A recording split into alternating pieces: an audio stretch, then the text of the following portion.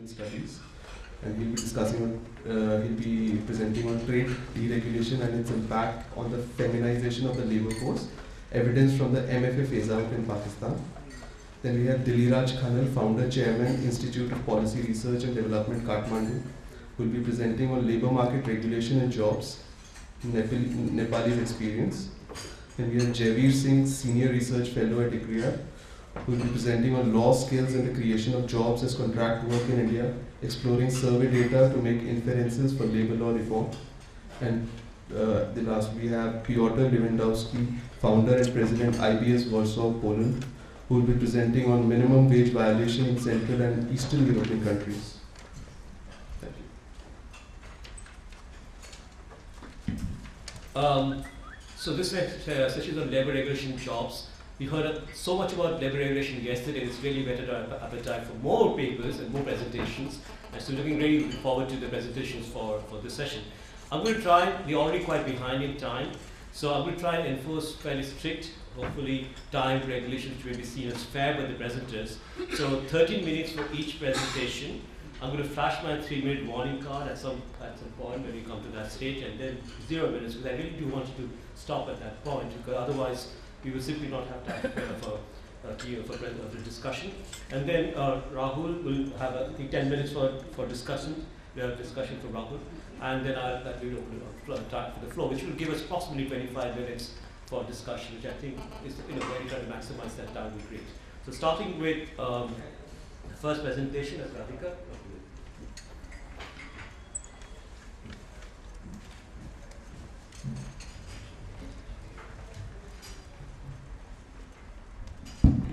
Thank you, Chair.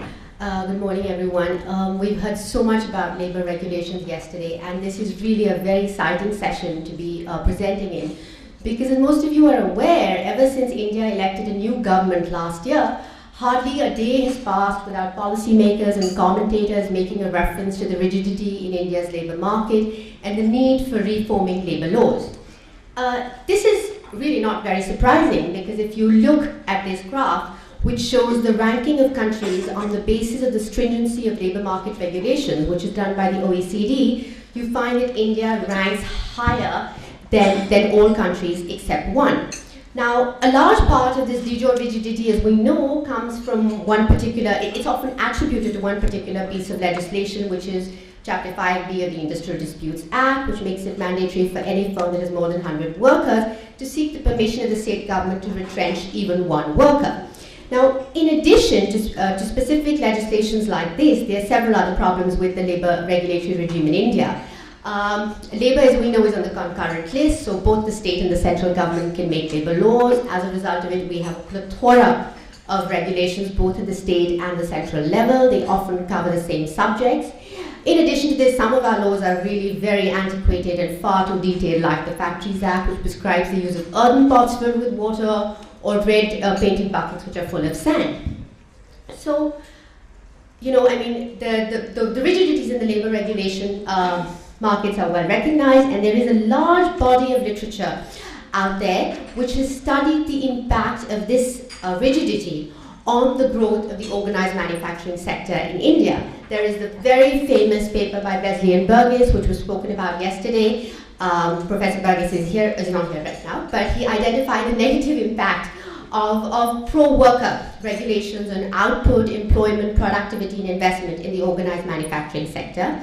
Then Rana is here. Rana and his co-authors constructed a more composite measure of labor market regulations, where they compiled indices from multiple studies and classified states as having flexible, inflexible, neutral labor regulations.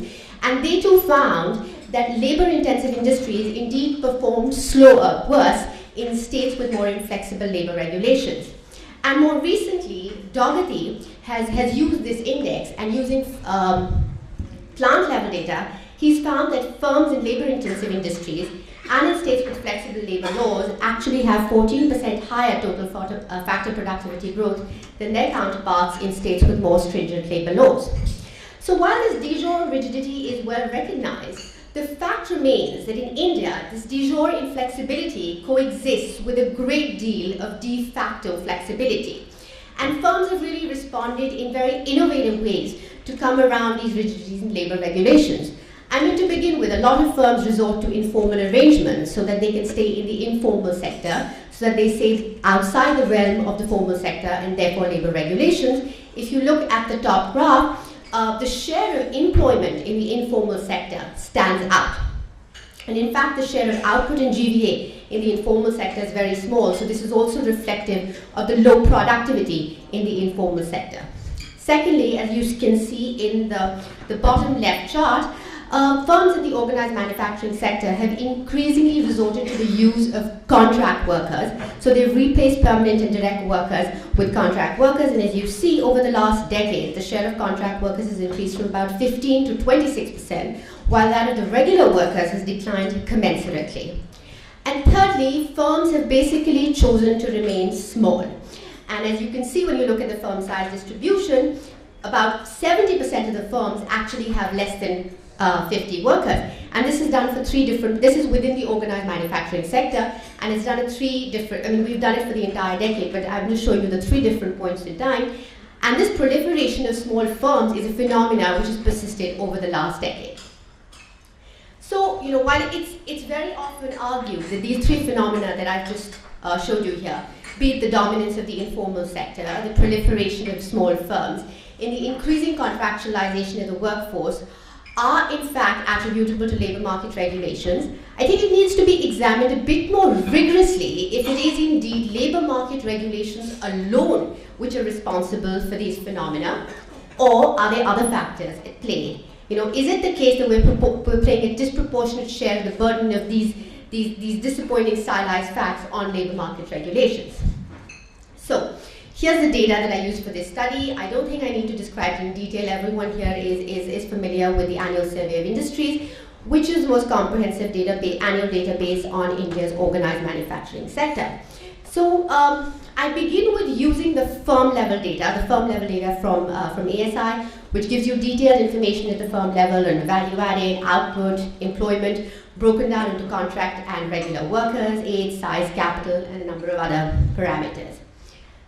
Now, using this firm level data set, I then build a panel of state industry data on gross value added and employment in the formal sector and compute the share of the formal sector in different industries across different states at different points in time. In addition to this, I also built a panel on the number of small, medium, and large firms in different industries across different states in the organized manufacturing sector over the last decade. So before I actually talk you through the regressions that I used in this analysis, let me just show you some brief descriptive stats that came out of this data.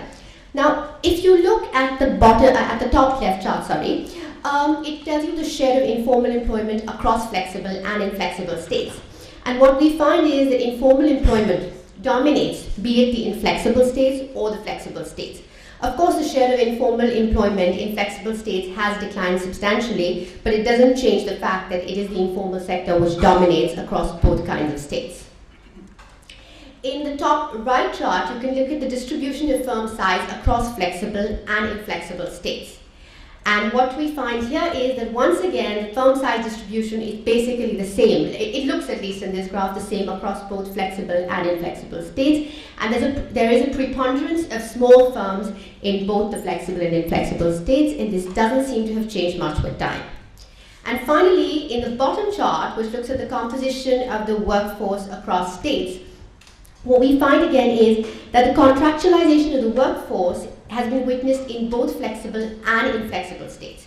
The share of contract workers has increased across the board, and the share of directly employed workers has declined across the board. So, of course, looking at these graphs alone is inadequate. So we need to control for other state level parameters in order to do a more rigorous analysis. So here's the empirical specification that we're going to look at. In the first equation, we try to understand what are the factors which have driven the contractualization of the workforce. So we look on our left-hand side, the dependent variable is the share of contract workers in any firm F in an industry I, which corresponds to the NIC two-digit industries in a state S at time T. And we naturally regress this on labor market regulations. the labor market regulation index of the state in which that firm is located. In addition to this, we also control for the product market regulation of the state, which essentially captures the ease of doing business. We control for the size of the firm, the age, that's not mentioned here, and the labor intensity of the firm. Importantly, we control for the wage differential between contract and regular workers as well in the firm. Now, of course, there is an endogeneity problem here, so we did not estimate this equation using OLS, but actually used instruments. And one would expect that basically because contract workers are cheaper than regular workers, this is another phenomenon which drives the contractualization of the workforce. So let me actually first show you the results of this specification. So if you look at this table, you find that the coefficient on LMR, the Labor Market Regulation Index of the state, is negative and statistically significant, suggesting that firms which are located in states with more flexible labor regulations actually have a lower share of contract workers in total workforce. This coefficient, though, is not very large in magnitude. What is particularly striking here is the wage differential between contract and regular workers, which is actually positive and statistically significant. And this is indeed baffling because typically one would expect that as contract workers become cheaper and become relatively more expensive, we hire fewer contract workers. But we actually find the reverse happening here. And the reason for this is really that firms have a very important additional benefit from hiring contract workers. By hiring more contract workers, they can suppress the bargaining power of regular workers and therefore put downward pressure on their wages and therefore reduce their wage bill and maximize their profits. And the size of this coefficient is actually quite large. So it seems that contractualization seems to be driven by the profit motive of the firm more than anything else. Okay. Going back, so once we've used this firm level data to understand what drives contractualization, as I explained, we also created a panel which gave us the size of the formal sector across different industries in different states. And here we regress the share of the formal sector on, again, the Labor Market Regulation Index of the state and a number of other state level controls like product market regulations, infrastructure parameters. And what we find here is that basically the coefficient on LMR is positive and statistically significant. This is quite robust and it suggests that the share of the formal sector is significantly lower in states with more stringent labor regulations. But if you look, I mean, in this chart, it's not just labor market regulations alone that matter. The physical infrastructure index is also very important, and as is the financial development index. So it's definitely not, so while labor market regulations are very important, they're definitely not the only factor that explain the existence of this large informal sector. Now in the third specification, we try to understand whether it is indeed labor market regulations which explain the proliferation of small firms that we saw in the data. So for this purpose, what we do is that we regress the share of firms in different size bins, which is the small, medium, and large firms, on the labor market regulation index. Now the idea behind this specification is as follows.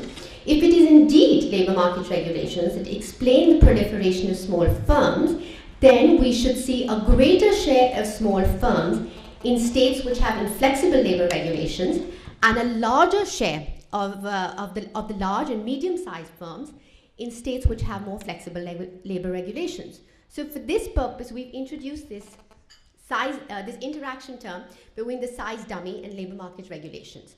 So if the coefficient on this interaction term is positive, it would mean that the share of those types of firms is larger in states with flexible regulations. So what do we get here? So if you would just look at the interaction terms in this table, you find that while the interaction term between labor market regulations and the small size dummy is significant in the first two specifications, but after that, basically, once we start controlling for other state level parameters, none of the interaction terms are significant. So it does not seem to be any robust evidence to suggest that it is labor market regulations indeed that affect the firm size distribution. So what does really one take from this? I mean, it does seem that the three stylized facts that I started with, the dominance of the informal sector, the existence of a very large number of small firms, and the phenomena of contractualization cannot be explained by just labor market regulations. There are a confluence of factors at play. So we may well end up putting a disproportionate share of the burden of the failure of the manufacturing sector on labor market regulations. Importantly, this entire debate needs to be viewed in the backdrop of the fact that since a very large proportion of the economic activity in India happens in the unorganized sector, which is outside the realm of labor regulations, and that even in the organized sector, we are seeing increasing informalization taking the form of contractualization, labor regulations have actually ended up protecting a very small proportion of the workforce. In fact, about 90% of the workforce is left completely unprotected against any arbitrary actions of employers. Therefore, there is an urgent need to reduce the dualism in the labor regulatory regime by bringing in the largely excluded segments of the unorganized sector into a regulatory framework. So going back to where I started from, what does this mean in terms of the nature of labor reforms that the government has been undertaking over the last year? I mean, it's not clear to me whether steps like diluting labor laws by simply raising the threshold to which the Factories Act or the Industries Dispute Act apply will actually lead to the creation of good jobs and a healthy industrial sector. I mean, to begin with, there is the fact that the coverage of these laws is very inadequate. Something like the Industrial Disputes Act probably covers just 2% of the workforce. And in addition to this, it does seem that dilution of laws in this fashion may well end up freeing more employers from the obligations they currently hold for ensuring job security and social protection of their workers, and further increase informal employment in the formal sector. Therefore, there is an urgent need to expand the focus of the debate and move from a narrow agenda of flexibility to a broader set of macroeconomic issues, like a minimum set of decent conditions of work, minimum levels of social security, and a simple and fast responsive grievance redressal mechanism. Thank you. Thank you, Radhika, for sticking to time. So the next speaker, Rashid Naiman. Rashid, 30 minutes, prepare first.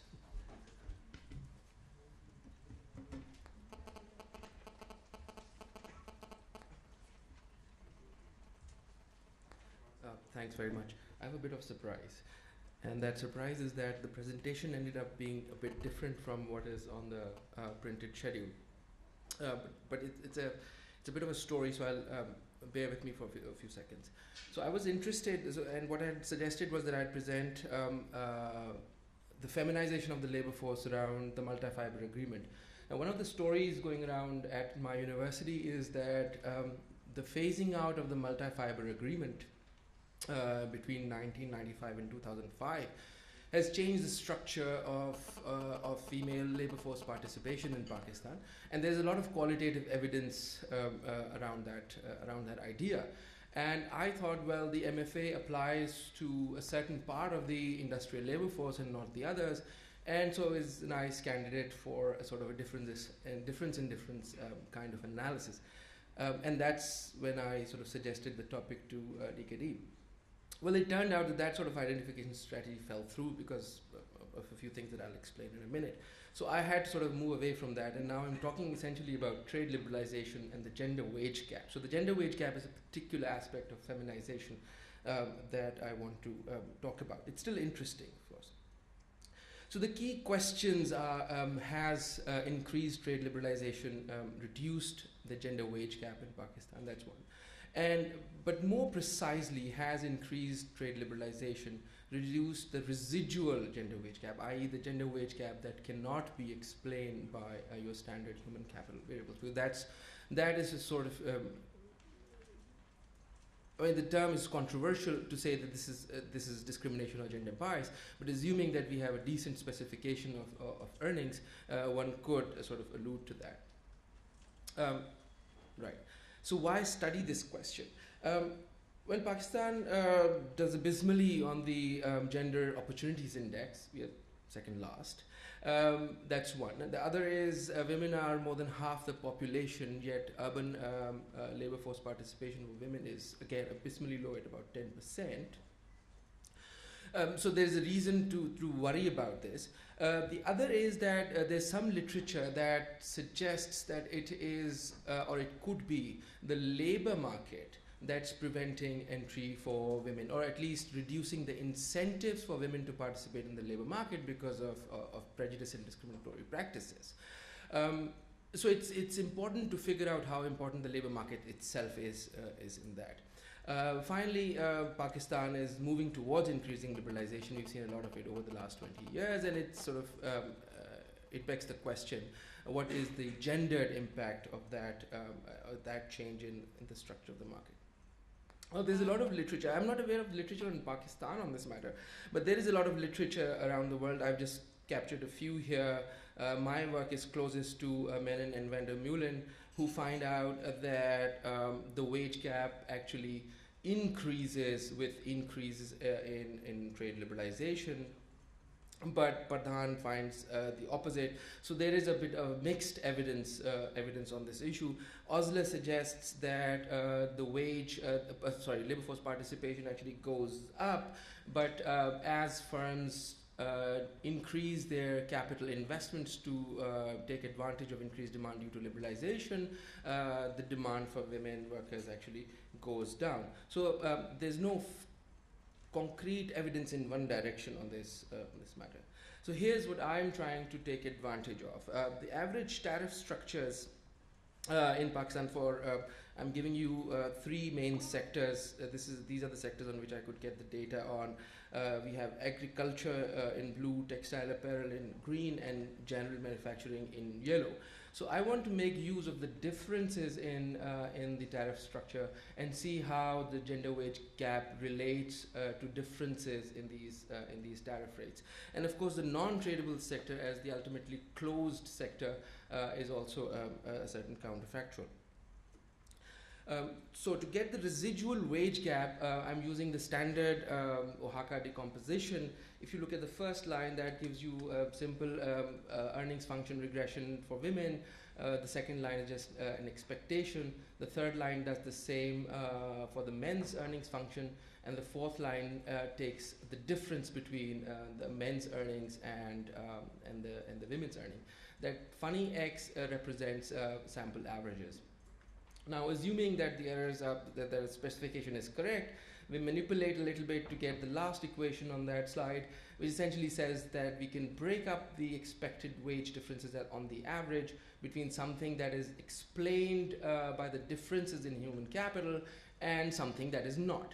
Now, that something that is not is the beta M minus beta W, right? So essentially says it's a difference in the returns to human capital and other variables that is part of the wage gap. So that is the unexplained wage gap, and if you want, you can call it an expression of prejudice.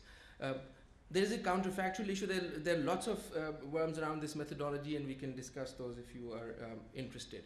Now, the empirical strategy is to get these wage regressions for each sector. So the sector is denoted by J. So each sector at each time period that we can get, and then get the wage gap for each sector at each time period. And so we have for each industry, say agriculture in 1995. Here's the wage decomposition, here's the residual wage gap, here's services in 1999, and so on and so forth. We stack those up, and so we can then regress the residual wage gap on the tariff, sort of post-liberalization. I'm just taking that as the dummies, sectoral dummies for fixed effects. And that should give us some estimate of how the residual wage gap behaves with respect to changes in the tariff structures. The data set I'm using is Pakistan Labour Force Survey, 13 rounds between 1991 to 2011, the standard sort of representative at the national level, blah, blah, blah, and the usual suspects, wage earners only between 15 and 65 years of age.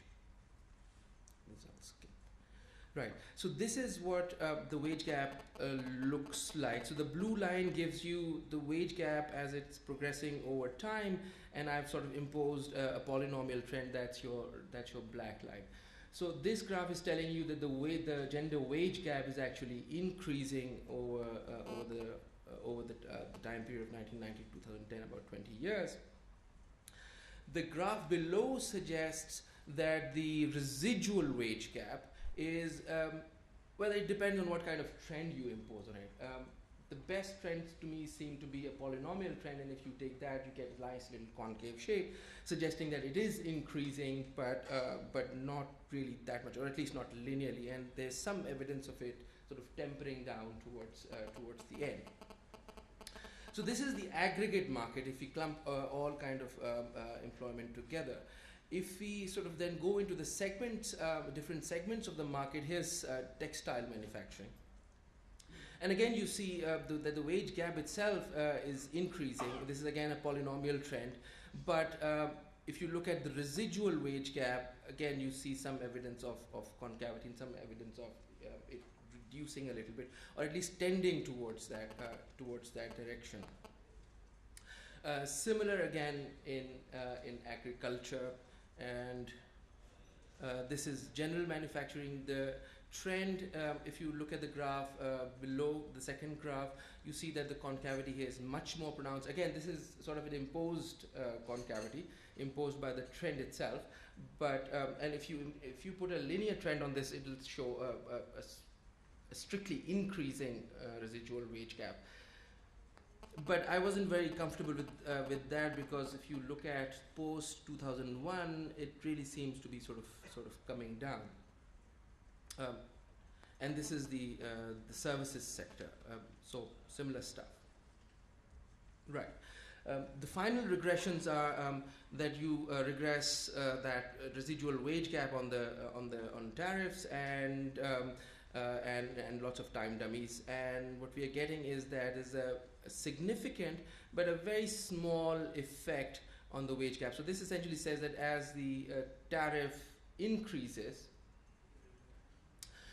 your residual wage gap is going to go down. So this is a bit odd. This is sort of, well, not odd really. This says that the Menon results about India sort of apply to Pakistan as well, and that liberalization is actually it's associated in a negative manner to the wage gap. Now it turns out that the literature in general uses different measures for trade liberalization, and the ones that are used more commonly are exports to output ratios and imports to output ratios. So as a robustness check, I ran the regression of the residual wage gap on the export to output ratio, that's specification 2, and this tells us that as the exports to output ratio increases, the residual wage gap decreases, right? So this is the opposite of this first result. And this, I'm sorry, I've forgotten the significance, to put the significance of this. This is significant about 10%. So this is contrary to specification 1, and if I use imports to output ratios, again I get a result that substantiates the exports. Yeah, sure. So it substantiates the exports to output ratio result, which is that trade liberalization is actually good. So now in one sort of set of 3 regressions, we have the opposite. Oh, there's a slide missing. So this slide, so I'll just take you through the one that's missing. This slide is without any sectoral dummies. If we put in sectoral dummies to sort of take into account fixed effects, what happens is that the result on the tariffs remains the same, but the results on both the exports ratio and the imports ratio, these both become insignificant, suggesting that liberalization might not exactly be might not exactly liberate women in terms of closing gender wage ratios. Now, so the robustness, so this is still work in progress, and I'm not particularly happy with the robustness and specifications checks. That's one. The other is that I really don't have a great measure for skill, and with all the discussion around skill correction, skills in this panel, one really needs a measure of a skill to get the specification right. And finally, I haven't said much about policy implications. The reason is, well, again, I still need robust estimates to talk about policy. But if the export-import regressions are right, then the evidence would be to liberalize, and that takes care of emancipation of women. And that's pretty much all I have to say. Thanks very much. Fantastic, absolutely on time. So next presentation is by Dilli Raj Khanna.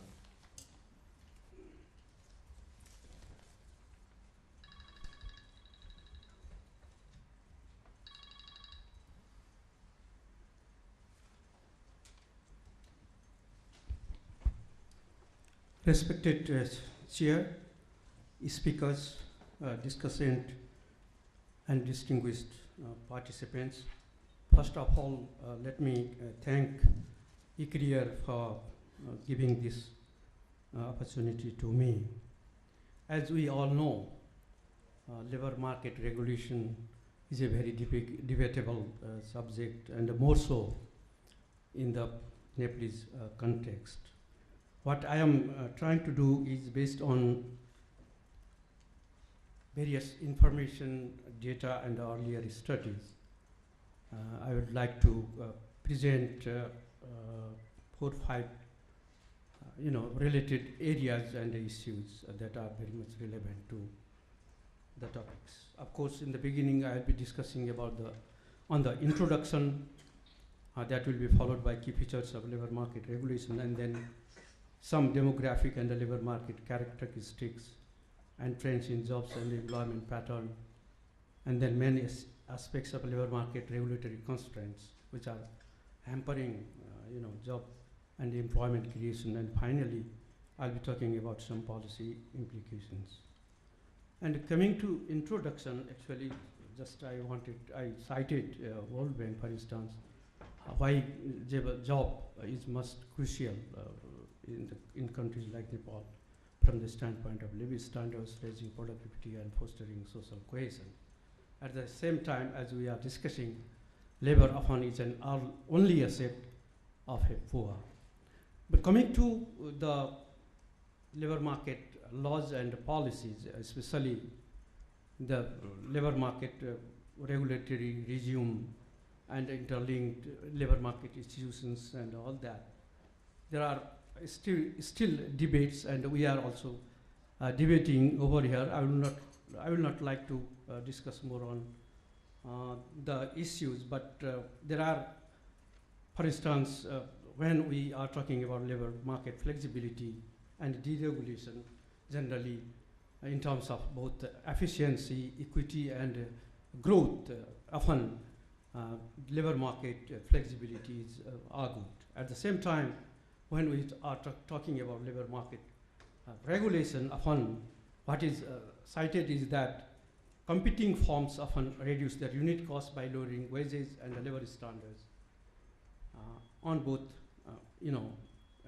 labor standards with some adverse effect on workers' conditions. And then also there is talk about productivity through substitution of labor by capital makes very adverse effect on job creation, and mitigating market failures, guaranteeing of minimum wages, and ensuring of job security, particularly to the most vulnerable population or workforce.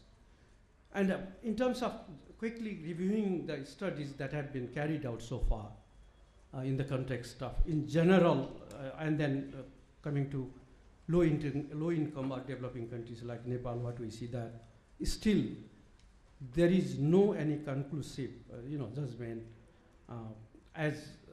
so far as various studies are concerned. Some in the context of a specific country, they derive the conclusion that there is some sort of adverse effect, and then some say there is some positive effect. In these backgrounds, let me briefly touch upon, first of all, key features of labor market regulation in Nepal.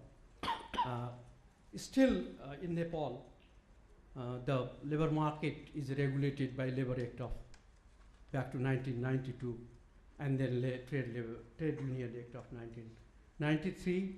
And in that, only 10 and those enterprises or firms who employ 10 and more than 10 workers, they come within the orbit of the Labor Act of 1992. And in that, the labor market or the labor law, when we look into from the labor market perspectives, still it is considered relatively rigid. For instance, there is a guarantee of employment and security. There is a fixation of working hours and minimum wages. There is provision of welfare of employees, and there is also some sort of the workers and employees relations, how that the disputes are that are settled.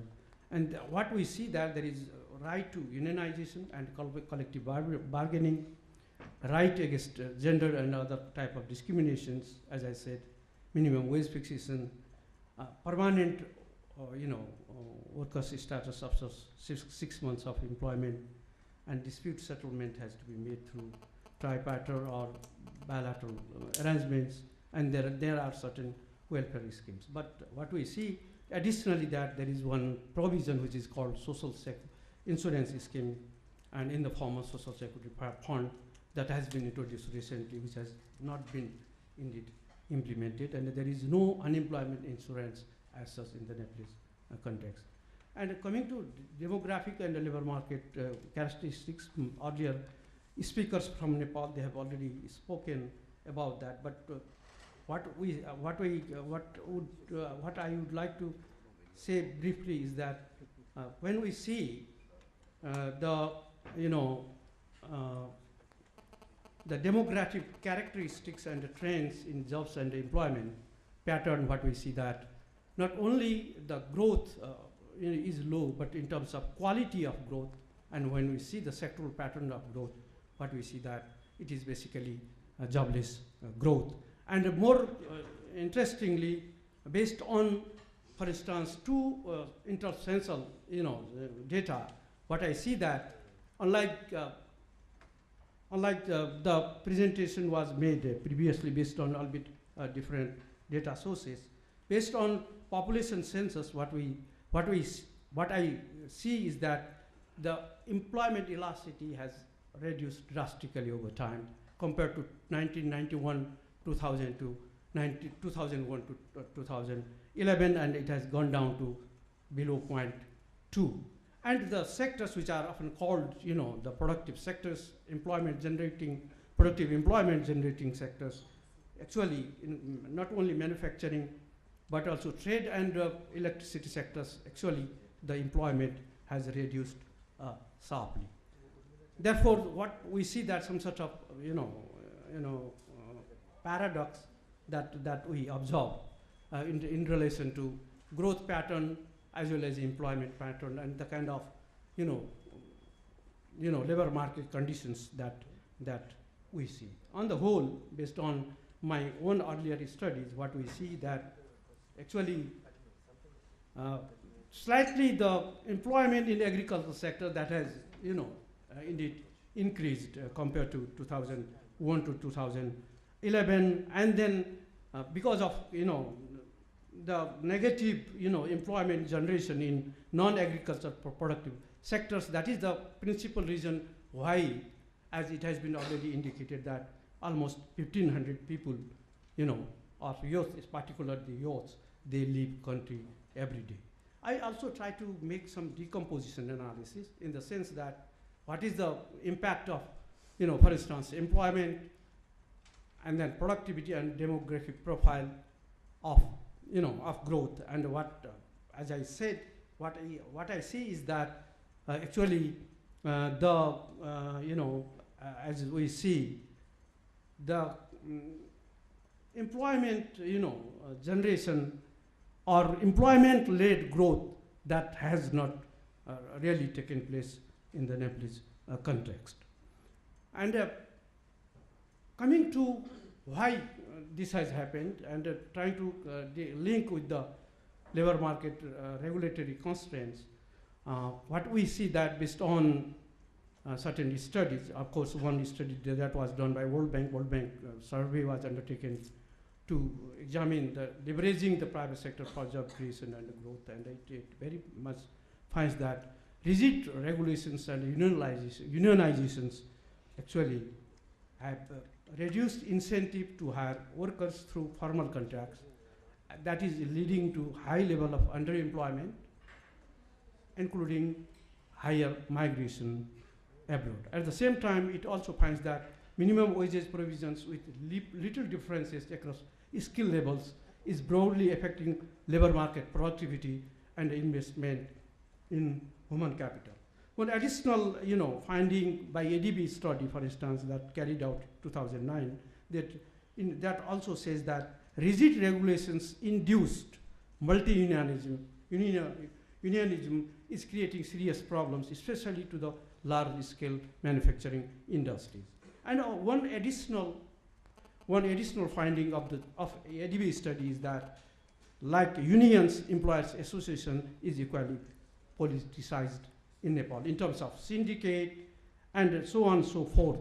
There is also practice of various market distortions through employers association. And one study examining industrial relations also shows that that the political issues, precedence over workers' issues, limited dialogue, trade union rivalry, etc.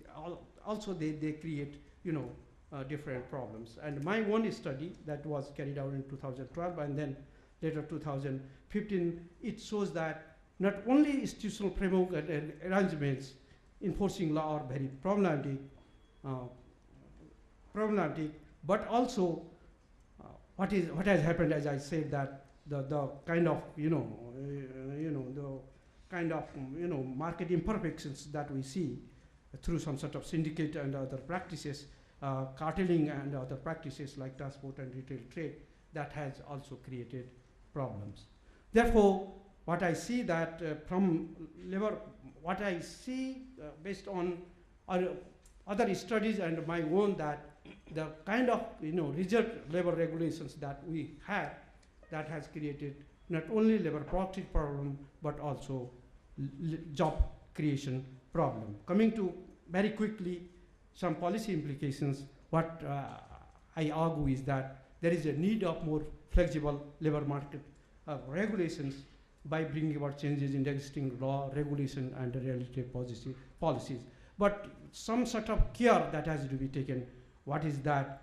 Measure to enhance employment capacity of the unskilled workers, foraging labor productivity and preventing labor market vulnerability. And then provision of unemployment insurance.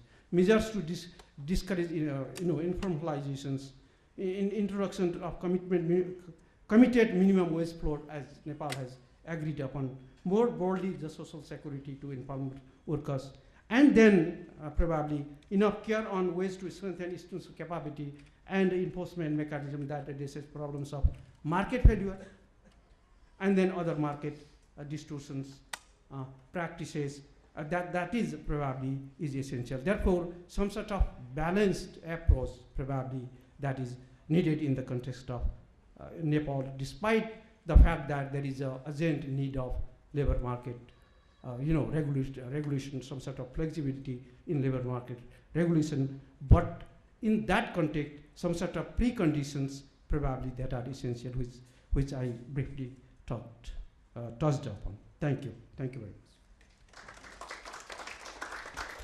Thank you, Diliraj Khanna. The next presentation by Jaivir Singh.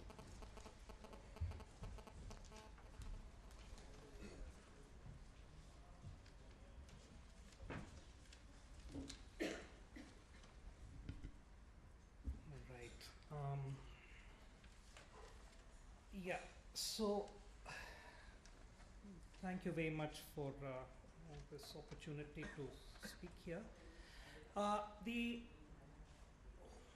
presentation or this paper is motivated by a couple of things, which I want to sort of put out as a prelude initially, which give you a sense of some of the things that one is attempting to do. And one of these is really to say that we really need to understand the place of law itself in labor law and its reform. And one of the things that has to be kept in mind is the fact that the Indian Supreme Court is a source of law in India, and its decisions are being extremely important, and they are a part of the labor law reform process, not just the legislation.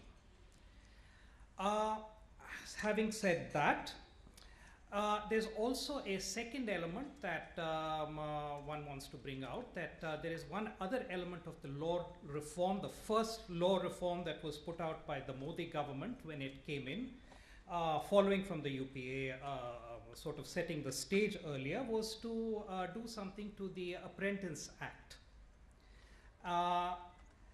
And the other sort of motivational point that one wants to raise is that much of the discussion in and around labor law reform is done with the textbook market in mind, the standard sort of economics textbook market. And I have a suspicion that the labor market is not a perfect market. And when we're talking about imperfections, we are not talking about imperfections in terms of monopoly or labor power and so on and so forth, but really in terms of there being labor relations are typified by, I think in my opinion, by incomplete contracts.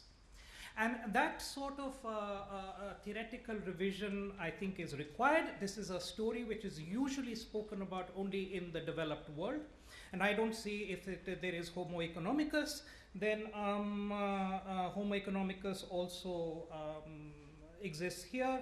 And we can think a little bit about the theory of incomplete contracts, and because that really allows us to have a far greater intimacy with law, so to speak.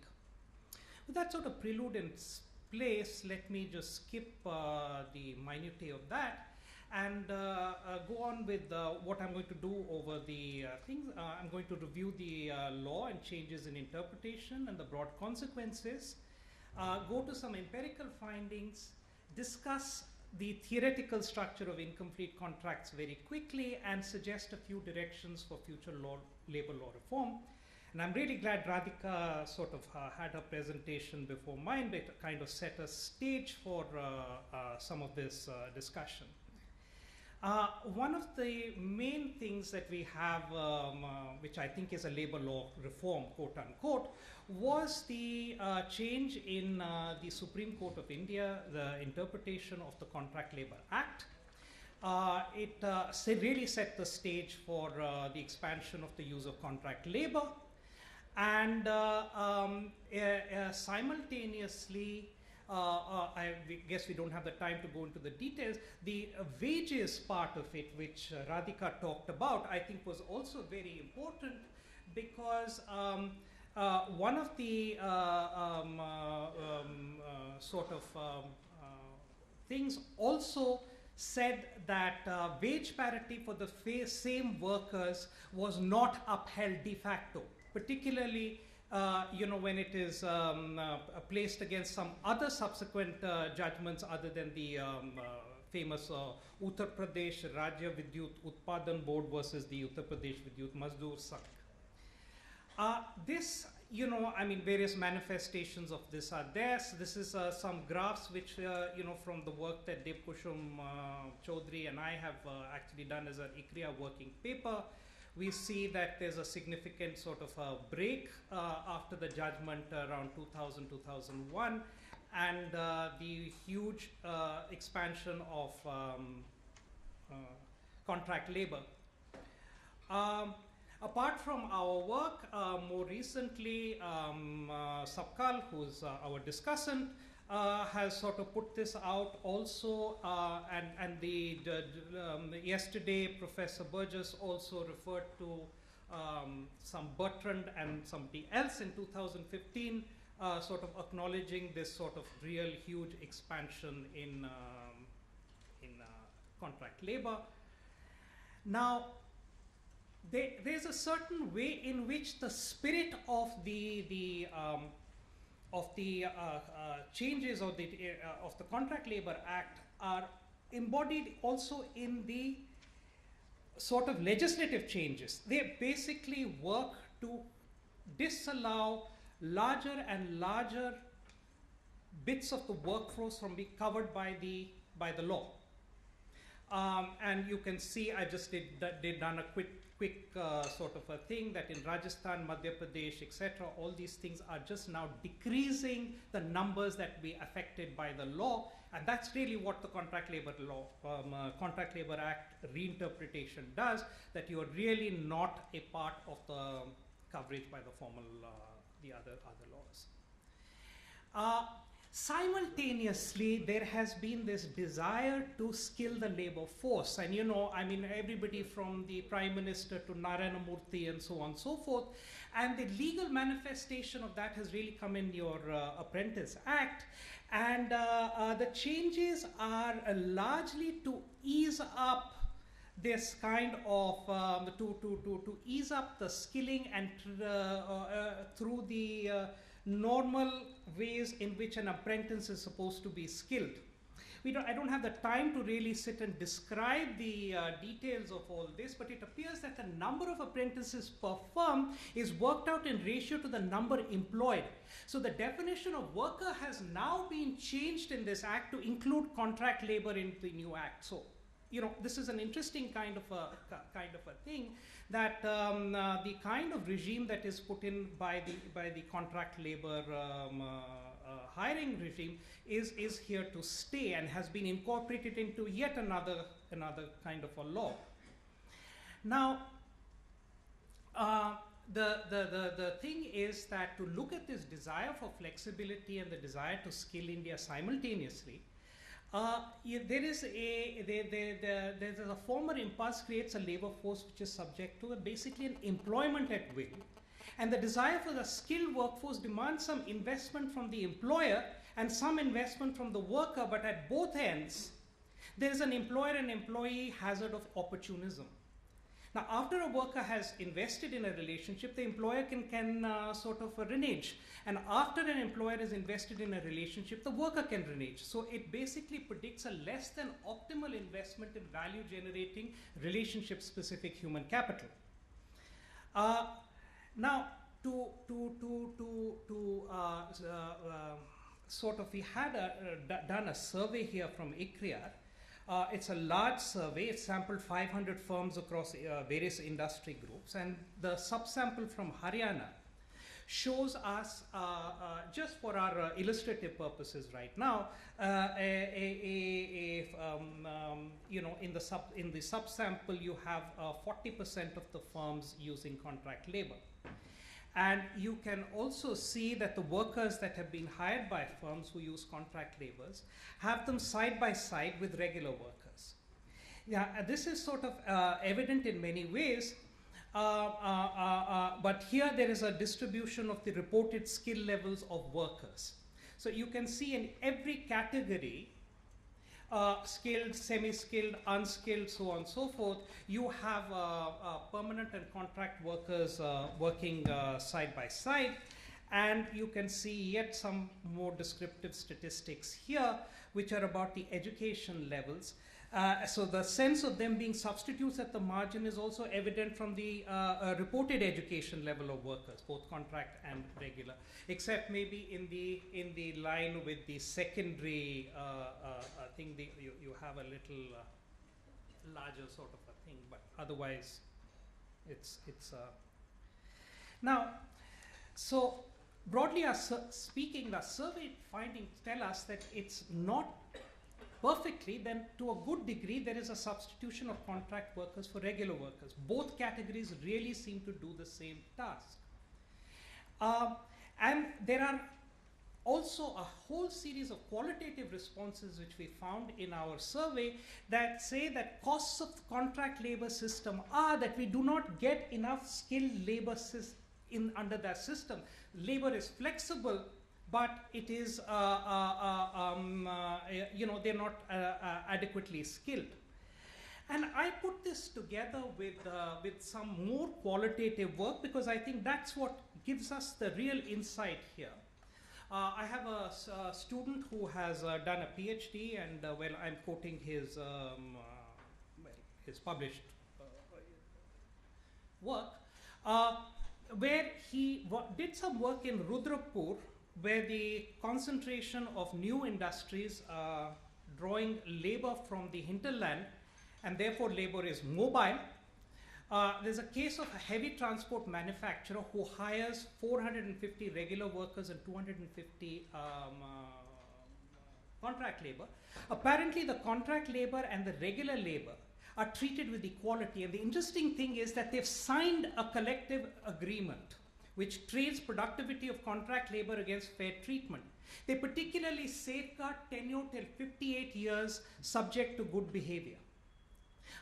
Labor machinery calls this illegal because of the illegality because the Contract Labor Act is supposed to be a source of abolition of the act rather than the thing.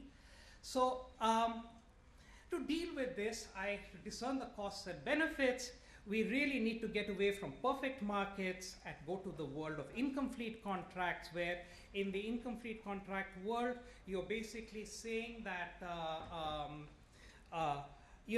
that labor or institutions are substituting for some kind of failure, so that in terms of labor, and I'm confining myself to the seminal work, to use this language quickly to communicate this, a worker with a special ability to service an asset cannot be fired easily and therefore can appropriate some of the quasi-rent. To resolve the problem, he can't vertically integrate in terms of employer owning her on account of, because of slavery laws. So some form of vertical integration, such as having a long-term relationship. A franchise agreement is more vertically integrated than a worker who can be fired at will. So you basically consider the appropriation of quasi-rent by employers when workers have invested in specific human capital, and employers opportunistically fire workers nearing retirement, disabusing them from enjoying the returns to investing in the job. Trade unions in this sense play a very important role in monitoring and enforcing long-term contracts to help preserve returns to employees with investments in specific human capital.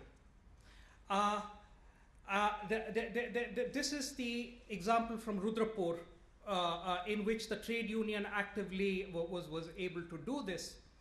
So that if we have this together, and I will conclude very soon. I quote really from Pankaj Kumar's thing. He says, however, unlike most other industries in Rudrapur, the prevalence of collective bargaining at tea and company has helped raise labor standards of the workers while fulfilling the flexibility needs and production requirements of the employers. It could be fairly established that the labor standards in the tea and company for contract workers were reasonably good, and they were getting benefits like paid leave, medical insurance, and bonus at par with regular employees. So that the important, really important sort of a point is that, and there is now empirical work which I can't easily do for India because of the lack of data.